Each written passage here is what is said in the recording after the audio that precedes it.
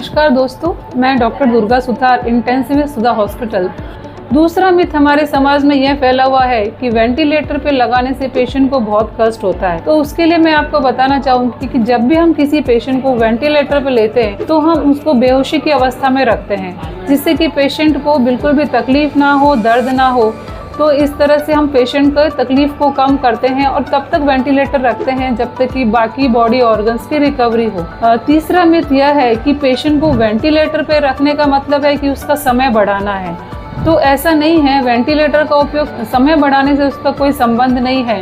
Ventilator का काम कृत्रिम श्वास देने का है। ऐसी रहती है जिनमें पेशेंट को टिपिकली सिर्फ सांस लेने में दिक्कत होती है या फिर उनके जो सांस लेने की मसल्स जो होती है वो काम करना बंद कर देती है, जैसे कि कुछ न्यूरोटॉक्सिक स्नेक बाइट्स रहते हैं। तो ऐसे पेशेंट को बाकी ऑर्गन्स उनके ठीक से काम कर रहे होते हैं, लेकिन उनकी श्वास लेने की जो मसल्स रहती है वो पैरालाइज हो जाती है। तो ऐसे पेशेंट को हम जब तक कि उनकी श्वास लेने की मसल्स काम करना शुरू होती है तब तक हम कृत्रिम श्वास देते हैं वेंटिलेटर से।